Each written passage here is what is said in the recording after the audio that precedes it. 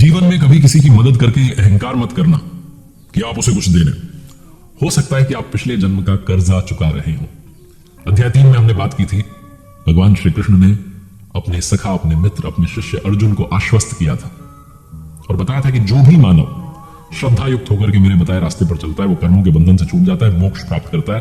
2 रास्ते बताए अब तक, ज्ञान योग और कर्म योग, निष्काम कर्म योग। दोनों में आपको कर्म करना होगा और यज्ञ जो है उसको कार्य रूप देना वही कर्म है। इस चौथे चैप्टर में वो यज्ञ को थोड़ा डिफाइन करते हैं, थोड़ा और बताते हैं कि इसका डेवलपमेंट कैसे होता है, विकास कैसे होता है, स्टेजेस क्या है। पहले ही श्लोक में भगवान श्री कृष्ण कहते हैं कि अभी नहीं कह रहा हूं, तो पहले क्या कहा जा चुका है। तो पहले श्लोक में भगवान श्री कृष्ण कहते हैं, श्री भगवान उवाच इमं विवस्वते योगम प्रोक्तवानः मव्ययम् विवस्वान मनवे प्राह मनुरिक्ष्वा कवे ब्रवीत। हे अर्जुन, मैंने इस अविनाशी योग को कल्प के आदि में, शुरुआत में विवस्वान यानी कि सूर्य के प्रति कहा।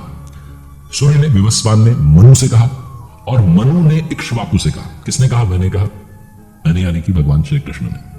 अर्जुन को संशय हो जाता, शंका हो जाती कि प्रभु आप तो भी जन्म में, आपका जन्म तो इसी काल में, महाभारत काल में, आपने शुरुआत में कैसे कर दिया? यथार्थ गीता में परमानंद स्वामी श्री अड़गड़ानंद जी महाराज जी ने जो व्याख्या की है श्रीमद् भगवद गीता की, यथार्थ व्याख्या की, उसमें वो बताते हैं कि योग जो है वो अविनाशी है। भगवान श्री कृष्ण कहते हैं कि इसमें अगर बीज जो है वो आ जाए, अगर आरंभ कर दिया जाए तो नाश नहीं होता, इसका आरंभ कर देंगे तो मोक्ष तक आपको पहुंचाएगा। भगवान श्री कृष्ण कहते हैं ये योग जो था मैंने आरंभ में सूर्य से कहा। विवस्वान, जो प्राणी विवश हो जाते हैं, उनकी सुरा में संचारित हो गई, यानी कि उनके श्वास में परमात्मा का नाम आ गया, इसलिए सूर्य से कहा। जब श्वास पर आपका कंट्रोल आ गया तो जो संस्कार है वो मन में स्फुरित होते हैं, इसलिए विवस्वान ने मनु से कहा।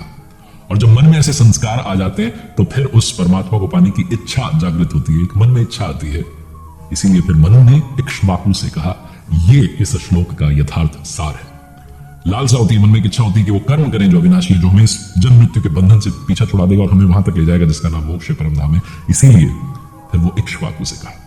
अब अर्जुन का वो प्रश्न आता है कि प्रभु आप तो अभी जन्म, आपका मेरा जन्म तो अभी हुआ है, आपने शुरुआत में कैसे की थी? अर्जुन उवाच अपरम भवतो जन्म परम जन्म विवस्वतः कथमेत द्विजानियाम त्वमादो प्रोक्तवानिति। कहते हैं भगवान आपका जन्म तो अपरम अब हुआ है और मेरे अंदर जो सुरा का संचार है, श्वास है, तो बहुत पुराना, तो मैं कैसे मान लूं कि इस योग को भजन के शुरुआत में आपने कहा था? इस पर भगवान श्री कृष्ण कहते हैं, श्री भगवान उवाच बहुनी में व्यतीतानि जन्मानि तव चार्जुन तान्यहम वेद सर्वाणि न त्वम वेत्थ परंतप।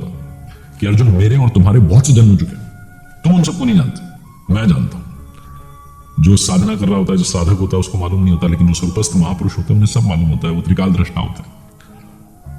तो कहते हैं कि क्या आप बाकियों की तरह पैदा होते हैं? तो भगवान श्री कृष्ण कहते हैं नहीं, मेरा जो जन्म है वो इन चर्म चक्षुओं से, इन आंखों से देखा नहीं जाता।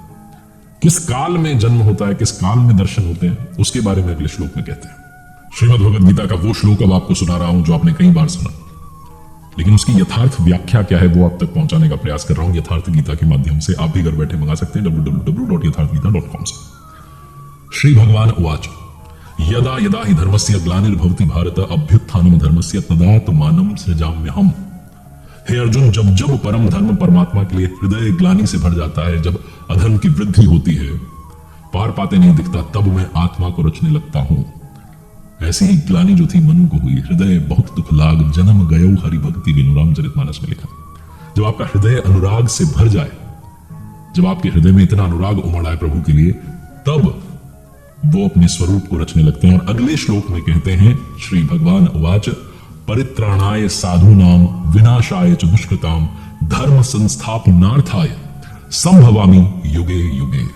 कहते हैं अर्जुन, साधु नाम परित्राणाय, परम साध्य, जो साधने वाले हैं, वो सिर्फ जो साधने के लिए हमारे पास हैं वो सिर्फ परमात्मा है, जिन्हें साध लेने के बाद में कुछ भी साधना शेष नहीं रह जाता। और उस साध्य में जो प्रवेश दिलाने वाले हैं, विवेक, वैराग्य, ये जो दैवी संपदा इनको निर्विघ्न प्रवाहित करने के लिए, बहती रहे इसके लिए, और दुष्कृताम, जिनसे ये विकार आए हैं, काम, क्रोध, राग, मोह, लोभ, इनको नष्ट करने के लिए और धर्म को अच्छे प्रकार से स्थिर करने के लिए मैं युग युग में प्रकट होता हूं। लोग ये मानते हैं कि सतयुग, त्रेता, द्वापर, कलयुग, लेकिन ये जो युग धर्म है ये हमेशा रहते हैं।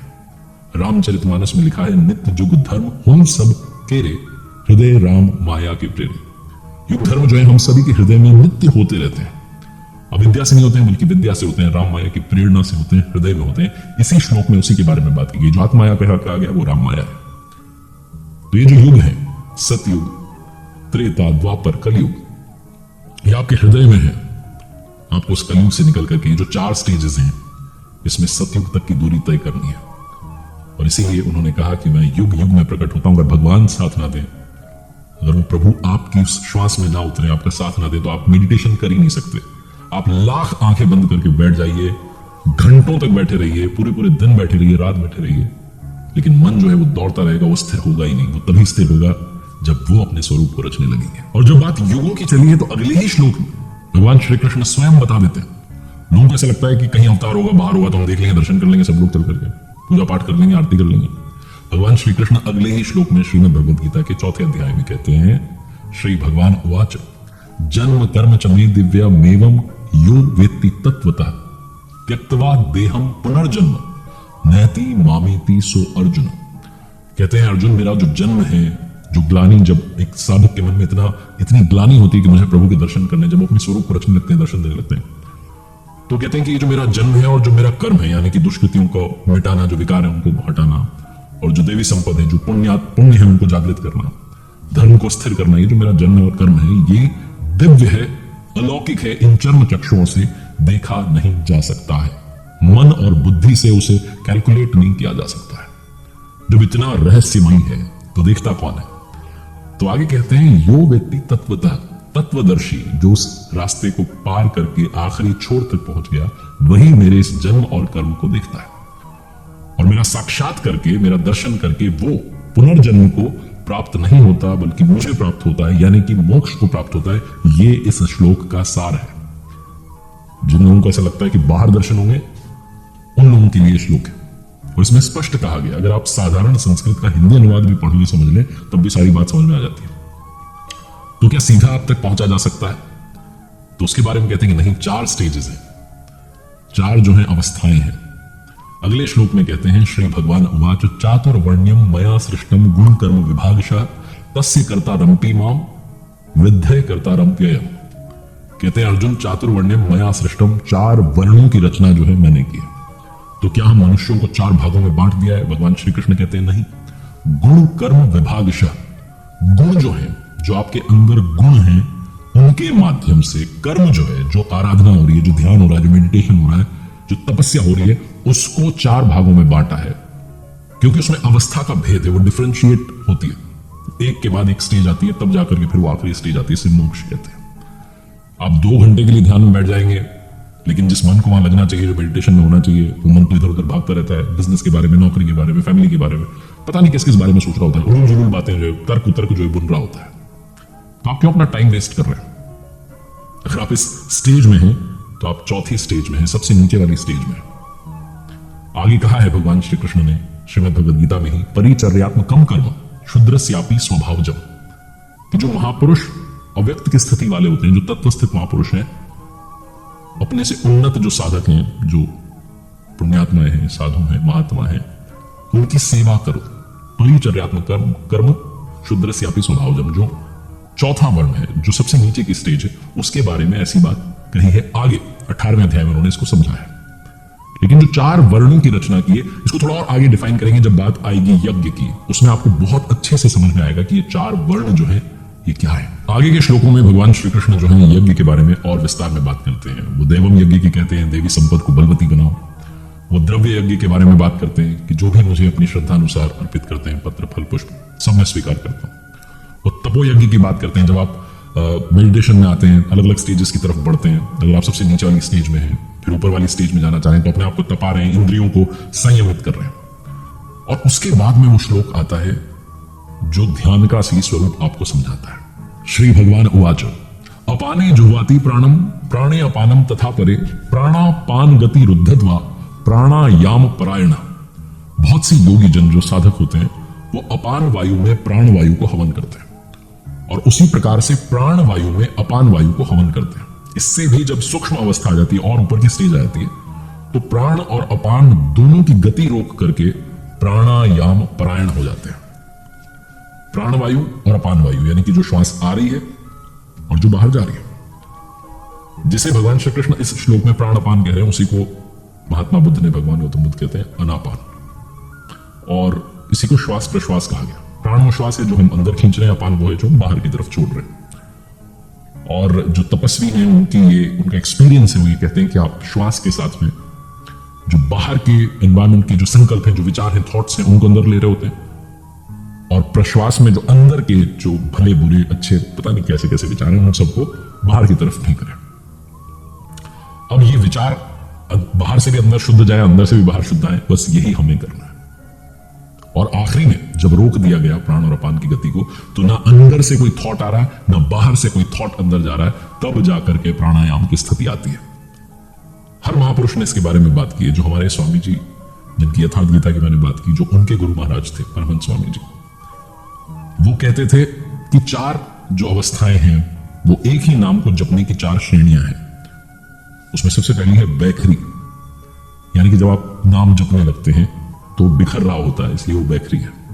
फिर आती है मध्यमा, जब आप नाम जप रहे होते हैं तो कंठ से उसका उच्चारण हो रहा होता है, बाहर उसकी आवाज नहीं सुनाई दे रही होती है, जब आप मेडिटेशन में होते हैं, चैंटिंग में होते हैं। फिर आती है पश्यंती, पश्यंती में आप उस नाम को आते जाते देख रहे होते हैं, श्वास पर आपका सारा फोकस होता है, श्वास कब आ रही है, कितनी देर रुक रही है, कितनी देर बाहर जा रही है। और फिर जो आखिरी स्टेज आती है, जो 4th स्टेज है, वो है परा, यानी कि जपे न जपावे अपने से आवे। आप इतने ज्यादा एक्सपर्ट हो चुके हैं कि जो नाम है वो आपकी श्वास में ढल चुका है, आप चाहे जो काम कर रहे हैं वो आपकी श्वास में ढल चुका है, वो नाम जो है वो लगातार उच्चारित हो रहा है, आपको जपने की जरूरत नहीं पड़ रही है, जपे न जपावे अपने से आवे। ये वो जो 4th स्टेज है वो परा है। इसी को यहां कहा गया चातुर्वर्ण्य मया सृष्टम गुण कर्म विभागशः। गुणों के हिसाब से इस कर्म को बांटा गया, जिस तरीके का गुण होता है उस तरीके का व्यक्ति होता है, और आप अपने अंदर इन गुणों को बदल सकते हैं, इन गुणों के अंदर बदलाव ला सकते हैं, गुणों को चेंज कर सकते हैं और ऊपर की स्टेज की तरफ बढ़ते जा सकते हैं। इसलिए भगवान श्री कृष्ण ने कहा था, श्रीमद् भगवद गीता में ही कहा कि अर्जुन ब्राह्मण बन। तो क्या उन्हें कहा जा रहा है कि आप क्षत्रिय धर्म छोड़ करके ब्राह्मण बन जाइए? क्षत्रिय तो वो है।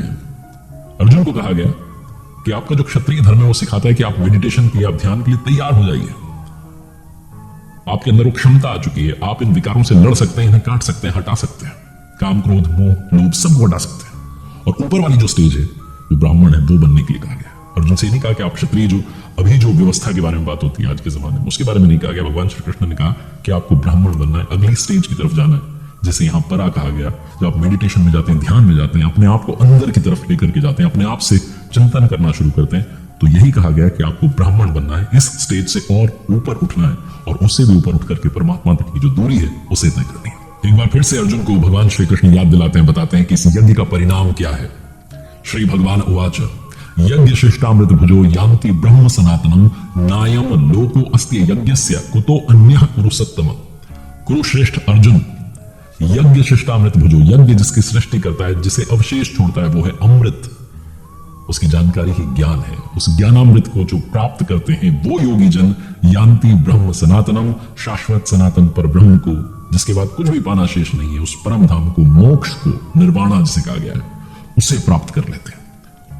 और एक बार फिर से कहते हैं, तद विद्धि प्रणिपातेन परिप्रश्नेन सेव्या उपदेक्ष्यन्ति ते ज्ञानम ज्ञानिनस्तत्व दर्शनः। इसलिए अर्जुन, तो तत्वदर्शी महापुरुष जो स्वरूप में स्थित हैं, उनके पास जाकर के प्रणत होकर के दंडवत प्रणाम करके अपने अहंकार को त्याग कर, बहुत लोगों को लगता है कि हमारे पास बहुत सारा ज्ञान है, हमने बहुत सारी डिग्रीज ली है, बहुत पढ़ाई की है, हमें सब आता है, वो सारा ईगो साइड करके शरण होकर के, क्योंकि अर्जुन ने भी कहा था शिष्यस्ते अहम शाधिमाम त्वाम प्रपन्नम, भगवान मैं आपकी शरण आ चुका हूं। तो यहां याद दिलाते हैं कि आपको शरण में जाना है, सेवा करनी है, निष्कपट भाव से, कोई कपट नहीं होना चाहिए, मन में प्रश्न करना है, उस ज्ञान को प्राप्त करना है, और उस तत्व को आप भी जान सकते हैं। इस चौथे अध्याय का नाम है यज्ञ कर्म स्पष्टीकरण नाम, चतुर्थो अध्याय। इसमें यज्ञ को भी स्पष्टीकरण दिया गया, उसको भी स्पष्ट किया गया, और कर्म क्या है उसको भी स्पष्ट किया गया कि आपको प्राण अपान की गति रोककर प्राणायाम परायण होना है। लेकिन उसके लिए वो चारों स्टेजेस जो है, जिसे किसी ने बैखरी, मध्यमा, पश्यंती, परा कहा, किसी ने अलग उनको नाम दिया, वो 4 वर्ण बताए गए, ब्राह्मण, क्षत्रिय, वैश्य, शूद्र। और आगे अलग अलग अध्यायों में जब हम बढ़ेंगे तो और सारी जो भ्रांतियां, और सारे जो आपके माइंड में कंफ्यूजन है, वो सारे क्लियर होंगे।